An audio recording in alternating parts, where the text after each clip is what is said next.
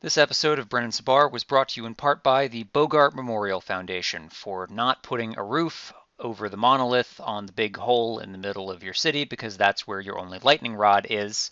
Foundation. It happens more often than you think.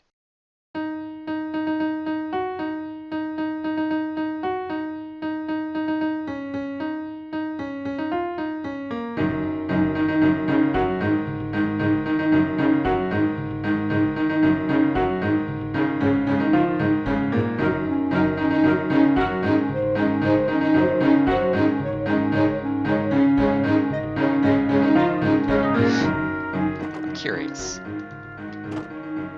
Curious. No. Okay. Alright, let's try this. Ha! Okay! Oh no.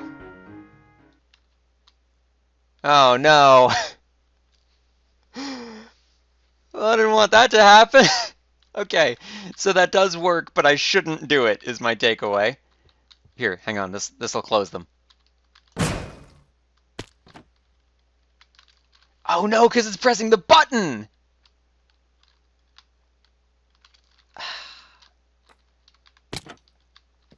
That's what I don't like about wind burst.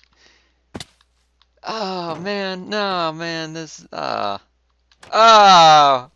this is the worst. Okay, can't do it here. Well, that was a bad experiment. We learned something, but at what cost? Okay, I'm gonna make an iron farm or something. Oh man, these two? Oh god, that's where the ladder came from. All my trapdoors! No more wind bursting in the house! And yet here I go, wind bursting in the house again. There's no trapdoors here, so it's fine. Also, I needed to take a little bit of damage so that I could get 1 point of hunger, so that I could finish off this dumb cake that's in the way of my circular saw. You know what? You know what? Where's my oak wood? Oh, come on! Everywhere? Is it everywhere? Yeah, put a cake on that, suckers. There's a thing that has been discovered. So you know the new infested potion? No. Have we discussed this? We haven't. Okay. Let's make one because Oh, it's already in the game. yeah, you won't believe me. But I want you to see the ingredient that I put in next because this is ridiculous. Okay. All right, wait for it. Infested potion. A rock. Just literally a rock. You're brewing a rock. I am brewing a rock. This is a... Yeah. It's a lib of Incoathing. Incoathing. Yes, and it would give you the status Incoathed. All right, start punching me. I'm Incoathed. Does it make them come out of you? Keep punching me. This is awful. Why is this in the game? I don't... Trial chambers is the answer. These should be your takeaway. That's... Because I didn't plan for this. So you could turn anything into an iron farm. Well, it's worse. You're familiar with our friend the blue dude over there. Oh, the small ones, yes. Yes, the small blue dude. They have exorbitantly high regeneration. Oh no. You're piecing it together. You're piecing it together. I'm This is just a torture chamber. It is, which they deserve. Is there like a piston or something involved in a rock? Okay. Yep. You push a rock into them. You splash them with infestation. You can just stack hundreds of them in an area. It's bad enough in vanilla because you can use it as an XP farm. Here I thought I was making silverfish spawners useful. No. No. Now, with just 1 stone... Oh, man. You can have this for 3 minutes on as many allays as you want. creating hundreds of silverfish, so we don't even need a spawner.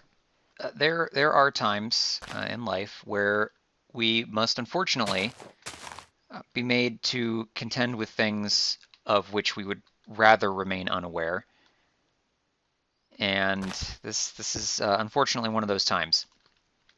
I have made a discovery that I do not care for, and which in a rare scenario I have little power to change. So I choose instead to simply benefit from it. There's a new feature in the game, you may have seen it, called the Potion of Infestation. Now this on its own is not tremendously interesting, but when you combine it with one of the older additions to Foundation, dating back to that's not the right block, dating back to the data pack of last season, where I tried to make silverfish useful in some capacity, that a silverfish, when killed, will drop 1 to 2 iron nuggets. Now, I recently saw this demonstrated, that an allay with its sufficiently high regeneration, when presented with something like an infestation potion that has a chance to spawn a silverfish whenever an entity takes damage, will, because the infinitesimal amount of damage taken is immediately recovered, effectively infinitely produce silverfish, which are smaller than half a block, and combined with the low friction of the blue ice, just go shooting everywhere. This is all to say that as much as I don't like it, I lost my train of thought several times in this sentence. Let's just see what happens.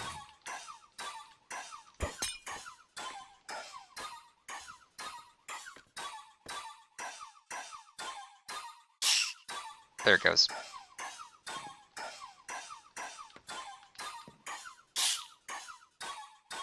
Yeah. So, uh-oh. Yeah, see, I've got the effect too, which is the problem. There we go. Now, I got a lot from there because I have looting, but this does not require looting, does not require a player kill. I have had to nerf this significantly in light of these changes, because if I didn't, this would be way too effective. So now, it used to be 1 to 2 iron nuggets per death. Now it's 1 to 2 if a player kills it, and 0 to 1 if it dies on its own, which I think is a reasonable compromise. Now, there are a number of ways that I could balance this, but I can't because of the way the game works. I could make them not drop iron nuggets if they are spawned from an infested potion, but I have no way of knowing if they're spawned from an infested potion or not. I could change the recipe for the infested potion, because right now it just uses a block of stone, and that is way too easy to get. If I made it so that it used, just hypothetically as an example, a piece of infested stone that we can pick up with Silk Touch in Foundation, that would be a much easier balance, because you would have to mine that by hand with Silk Touch. You can't mine it with a shell dredger. But I can't change brewing recipes, so we are forced to contend with this. And again, this is one allay. I'm already up to 40 nuggets. Again, the looting sword did a lot of heavy lifting there, but these guys are super easy to stack, is the main point here. They do... The core problem really is that if you don't have enough allays, there's not enough jostling happening up here, and the silverfish don't go flying out as easily as they could. I do need this back.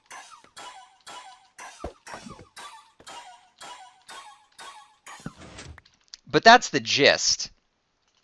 It's a very unpleasant thing to be aware of, quite frankly, but It's happened, and I'm going to have to contend with it. Again, I have already had to significantly rebalance this. Here's the thing. An iron farm is already easier than this to make, quite frankly. You just need some villagers and a zombie in a minecart. And I think that the fact that you need to continue to brew potions, which eventually you'll run into a bottleneck of needing blaze powder, is, I think that's counterbalance enough. You need the potions, you need a whole bunch of allays, which means you need a whole bunch of amethyst. It's more expensive in the grand scheme of things than villagers, which is just a whole bunch of wheat. So I'm fine with this being a farm. I just don't like that it's infinitely scalable, because you could cram up to 200 allays in one block, and this thing would work fine. So, whatever. I'm obviously going to do that, because why wouldn't I? I wanted something that I could fit in a small building, and I guess, strictly speaking, I have it. There's no good way to frame this. There's no good way to frame this. We are torturing a ghost child for money. Like...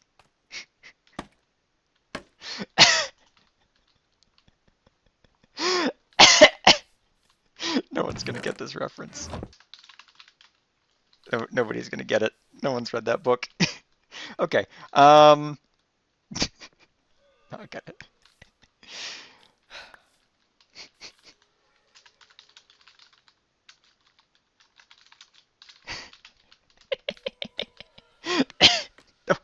No one's going to get it. Great. Okay. Yeah. Let's fire this thing up and see how it rolls.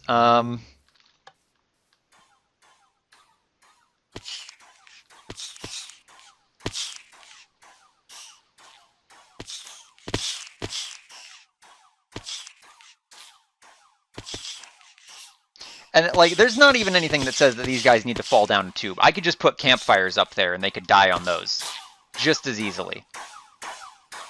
So if I don't want to listen to this down here, I just move it up. I'm not proud of it, but it works. I'm going to put a building around this so I don't have to look at it. Okay, it doesn't look good, but it's hiding it's hiding the atrocities, and that's all it needs to do. Yeah, okay. That's good enough for hiding the weight of our sins, and I will at some point definitely come back and revamp this. I might put in a crucible so that it automatically converts the nuggets into ingots and maybe the ingots into blocks. Put in a timer so that it runs every 2 minutes, and I ain't proud of it.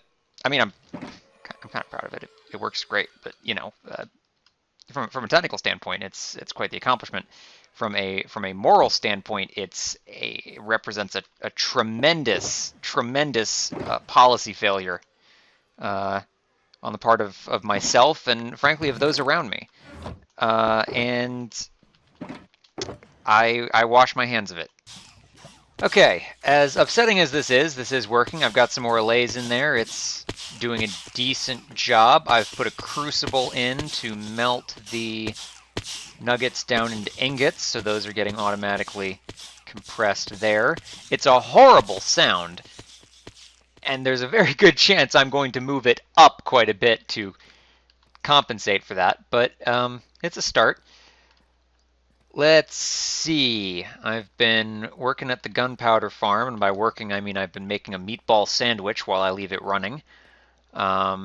Wheat machine did jam, but it's only done it once in like 24 hours now at this point, so I'm fairly confident that that has mostly resolved itself. Sometimes the seeds don't get picked up by the hoppers, which I think is messing up the timing a little, but it's very rare, and I think I've got the delay set enough that it's not a concern. The hole is finally done. This is down to bedrock. There is like maybe one block of deep slate left under the bedrock that I need to mine out, but it's pretty much done, and I can start working on the bedrock next, I suspect. But the next thing that I need to do is I need to put the walls in, and that is going to require getting a fabricator. And I only have one fabricator, and it's in the mud machine right now. So I had to leave that running until the fabricator ran out of fuel so that I could move it. Okay.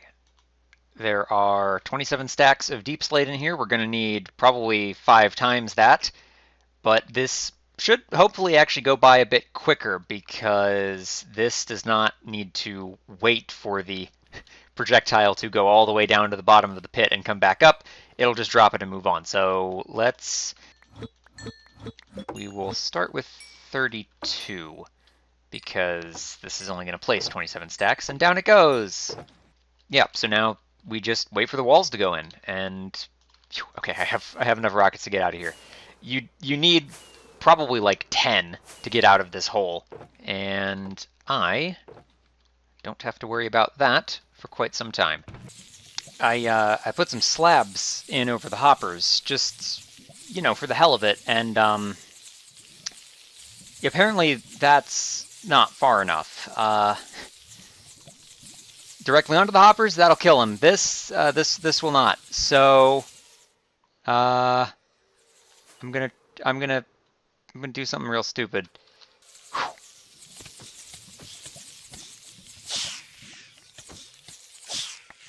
There we go. Yeah, so that was like 1,000,000 iron nuggets right there. I pressed this goddamn button again.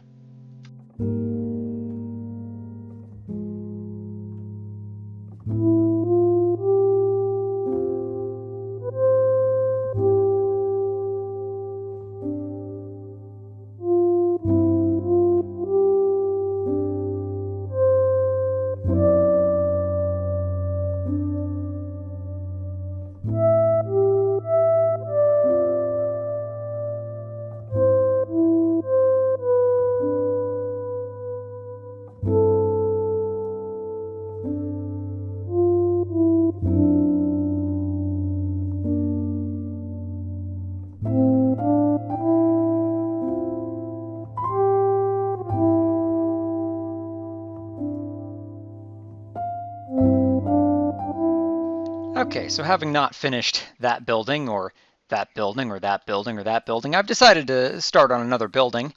I've got this road in now. I don't know that I'm thrilled with the straight roads entirely. I might zigzag them a little more, but that'll wait until I start putting more buildings in, because, you know, again, put more buildings in without finishing the old ones is pretty easy to do, actually. But we now have this road up here, which is going to lead out to another building. This is probably going to be the bamboo farm. Bamboo farms are pretty easy to make compact and just pipe directly down into a crucible and automatically melt the bamboo into a bamboo block, as weird as that sounds. And then we can have infinite planks for things that aren't decoration or charcoal. You know, I've been needing to make a lot of barrels and chests, and not having to use the jungle wood that I actually need for building will be nice. The other thing I think I'm going to put in is right across the street from here, I think, is where the armory is going to go. Because as I have reiterated several times, this is becoming a problem. I am running out of room for these tools. And there are more that need to go away. There's a whole box of them over there. There's some over there. Something's got to be done. So that's going to go across the street. I don't know what that's going to look like. But I definitely need bamboo, because also bamboo is very important for the weird plant. And as the hole is being constructed into its final state, the weird plant is getting ready to go in. And there is also no roof on this. So yeah, a couple of things still unfinished, and we're going to move on to a couple more.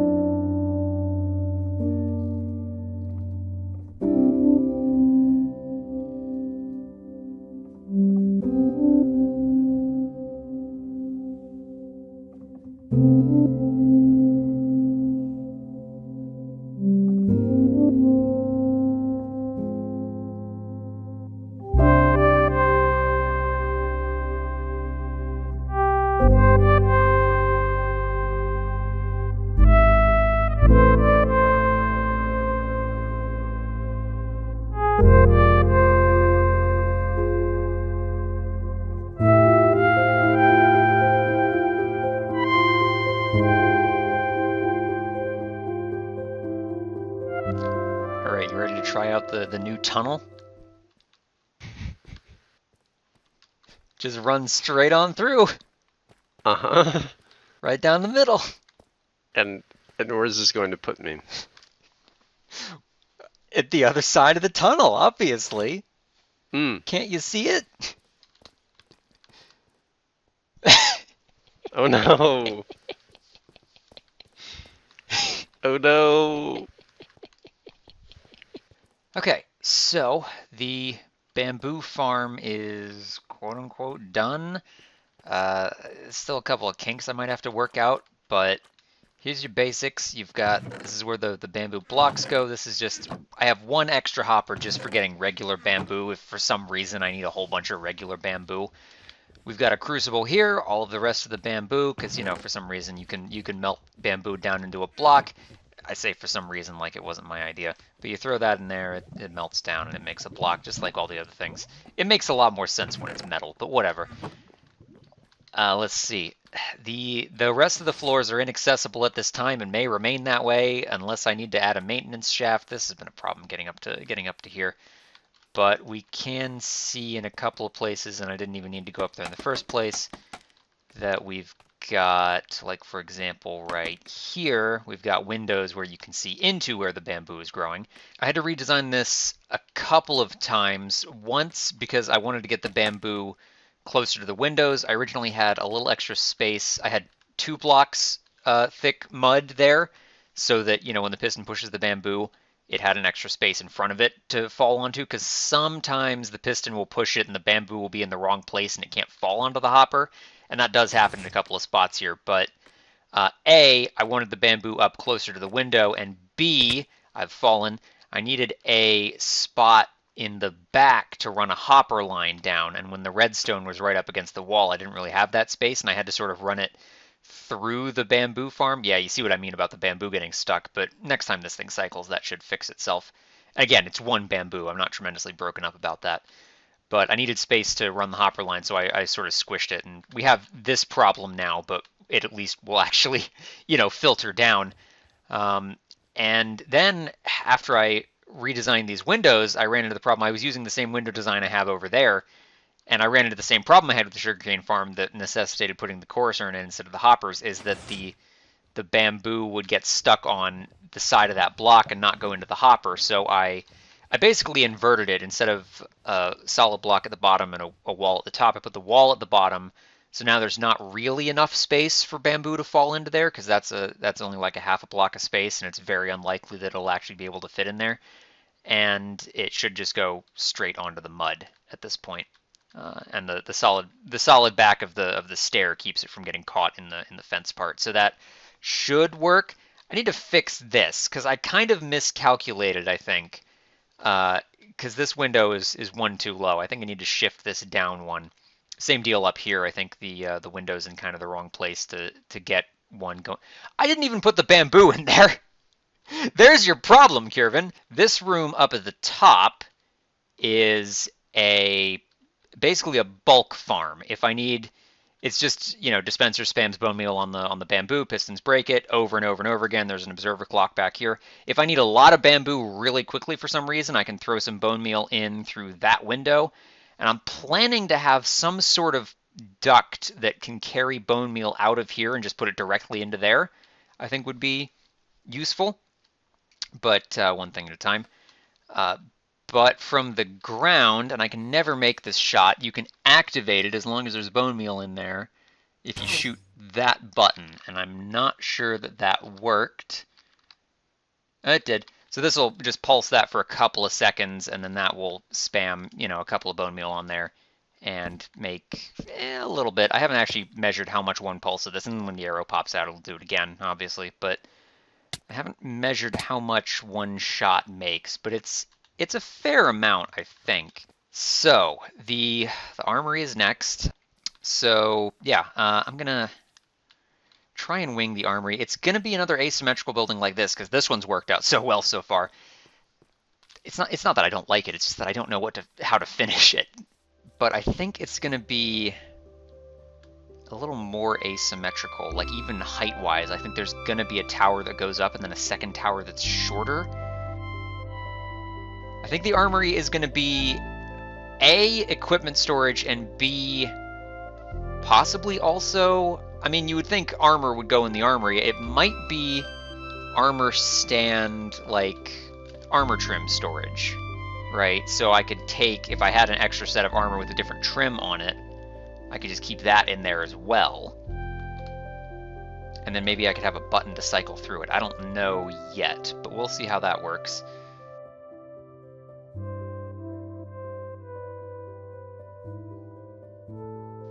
Well, I've got the basic shape of the armory worked out. We can sort of see here how that's working. I'm trying to figure out the detailing. I think I want to do what I've done similar with that and the building across the river. But I'm not really sure how I want to do that, because this is significantly wider than a lot of all the other ones I've done. Like here, I could easily just do something like, and then just have some sort of design there, but I don't know about here. So I might try something like maybe 3 up, smash a hole through the wall, why not? I think I'm close on that. I'm gonna try that and then up to one of those, maybe. Have a window like this, maybe? It's hard to tell because now I'm inside. I think that works. I'm not sure, because the other thing is, right, is that this is the armory, and this feels like you might want this a little more open, because it is an armory is the thing. It's not a blacksmith, so it's not that it necessarily needs to be well ventilated. By the time it's in here, the fumes should stop being a concern. So try something like that. And then over into there. Now, what I'm doing here is I'm sort of doing similar to what I did over here, which I'm still not sure has worked out. But I'm going to try it anyway. Nope, not what I wanted to do. That, and then have this continue up more, and now I'm in here, which is not where I want to be. I mean, I think that's an option. I would really like it if there was a better way to transition from walls into stairs. Like if I could continue the wall up further, and just skip the stairs, and we just did, what if I flipped it? I could do that. So this is sort of the process. I realize I time-lapse a lot of it just for the sake of expediency, but this is why I time-lapse a lot of it, is because there's very little actually going on. It is just throwing down blocks and waiting until something looks good. That could be something. This part feels like it's indented too far now, though, right? So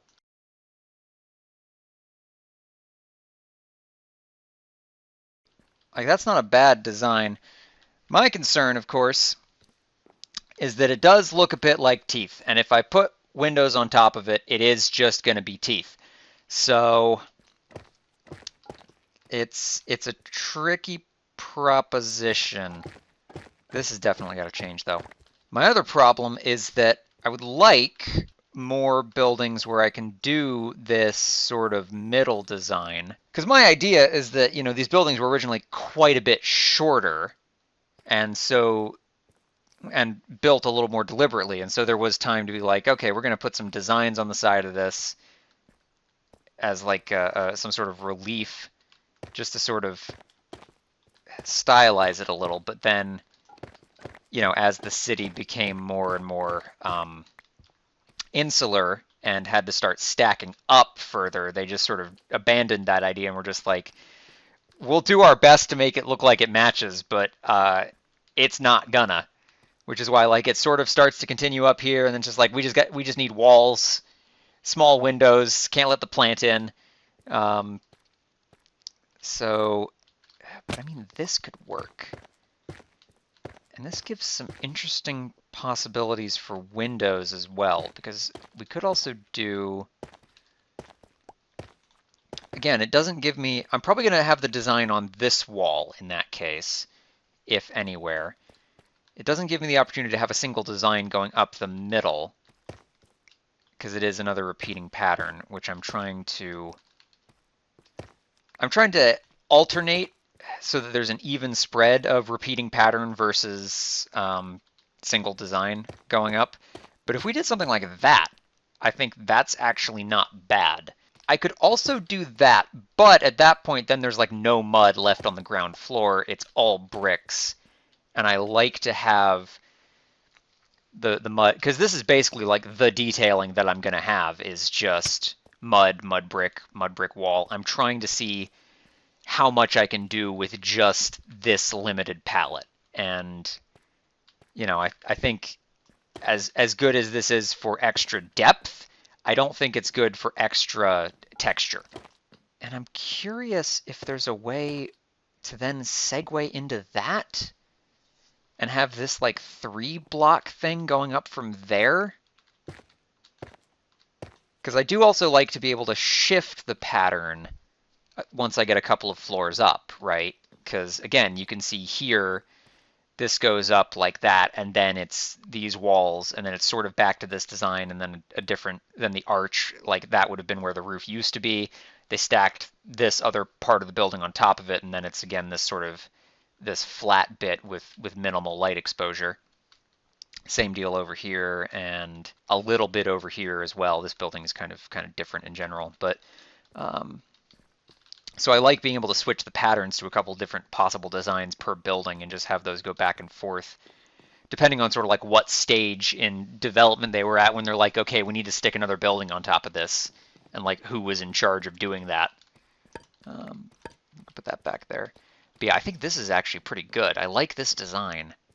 And then once you're inside, you know, you've got decent, you know, again, ventilation is not going to be a concern, because if you're bringing equipment and armor in here while it's still smoking from the forge, you maybe should have waited a minute. So I'm going to toy around with that, and we'll see where that gets me. I still want to mess with this design. Okay, so I've made decent progress on it. It's still not done. I got to figure out what goes up there, but I think I've worked it out to my satisfaction. I managed to work in these two little window designs here, which I've copied and sort of expanded over here.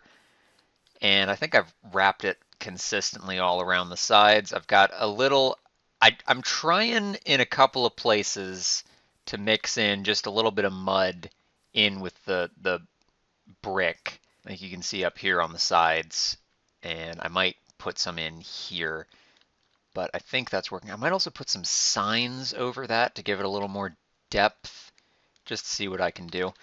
But I think this is good to start moving stuff into it, if nothing else. Like, I don't know what's going to be on this floor, but I don't think it's going to be so significant that I can't move stuff into the bottom 2 floors, or 3 floors, or however many I put in.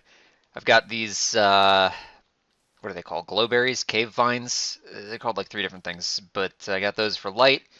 Got that jar there. The interior is a little bit, it's a little bit winding, but I think that fits with what I'm going for. I've moved a couple of things in here. This is not the final product. I would like to get actual armor stands, but one thing at a time. I've got a sort of gradient banner here. This is one of the patterns that Foundation introduces, is the field tinted. That is, it's just whatever color you put on it, but transparent. So you can make interesting gradients like this out of like entire banners instead of just having the gradient on the one banner, which I thought would be somewhat useful. And there is one thing I'd like to get, not necessarily here, but nearby, as it's becoming a problem. My water source right now is this cauldron, and that doesn't really work for me, because if I need more than 1 bucket of water every 16 days, I have to fly all the way down there and all the way back up. So I'm just going to put in just a bucket system, just an auto bucketer.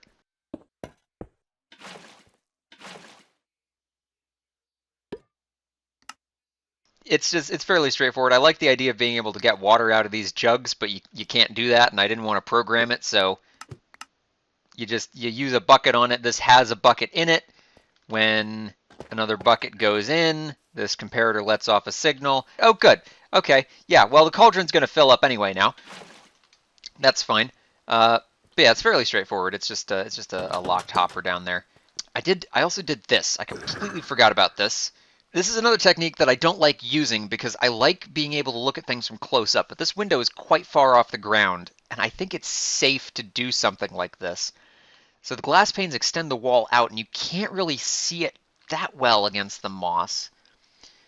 I'm still not convinced about this window. I feel like I need a little less moss almost, but we'll see. And also, it's completely non-functional as a window, but like I think right here needs to not be moss, but I'm not sure yet. But I think it doesn't look half bad. There's a lot you can do with the walls and the panes, and I really should have turned this rain off before I started talking about this because it's driving me crazy. Anyway, there's a lot you can do with these panes and these walls, but I'm kind of limited in the fact that I don't like using techniques that fall apart if you get too close to them. Like from here, this looks really weird. But I think the way that this is structured, you're never really going to see it from that angle. So if I can get away with like having a controlled angle like this where you're not going to look at it too closely, I think I can get away with it. But I like that little extra bit of color in there. And we're starting to see with sort of all of how this is coming together why this is on the map, why this says green zone right here. I think we're starting to see what I have in mind. And as this starts to come together more, I think that's really gonna work out well. But because I'm easily distracted, we are going to pivot briefly into the thing that I tried to pivot to a minute ago. Two things. One, I made this plant. I don't know if I'm going to go with this design necessarily, but it's sort of a weird blossom type. Anyway, it's not important. The important part is that this is an armor stand, and because this is an armor stand, you can wind burst off of it. And I've turned the I've shown you the protractor, right? I've turned the gravity off so it doesn't move when I hit it, but it's still a valid hitbox. I can turn... So you can turn visibility off, and that does hide the armor stand part, but you can't wind burst off of it because it's not technically taking damage. So I do have to leave that visible, but I think it looks enough like a stem or those sticks that you put on a plant to hold it up, and I was raised on a farm and should know what those are called, but I don't. So I don't know. You know, they look enough like they belong there that I'm okay with it. The only problem is I have to be strategic about where I put these. I'm gonna have a building here, I think, that you have to actually wind burst to get onto a higher floor.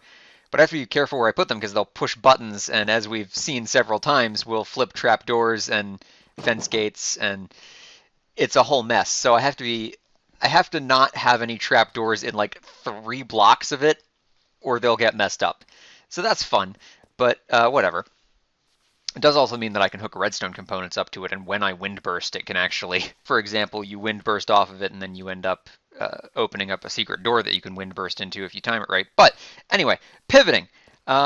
So this is actually done. The fabricator filled it all in a lot quicker than I was expecting, actually. I'm debating whether or not I want to go in and, in the way that I have these sort of roughed up sections in the street, put that in the walls as well. But to reiterate, this is a 300 block hole. So I don't think I want to do that all the way down.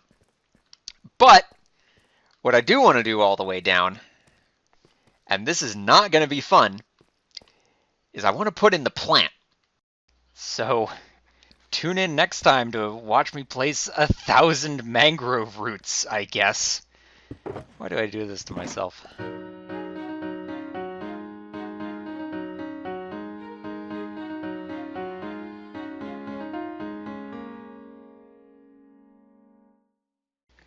Okay, if I miscounted, we're gonna be in trouble. Didn't miscount. All right, and we can deal with him at a later date.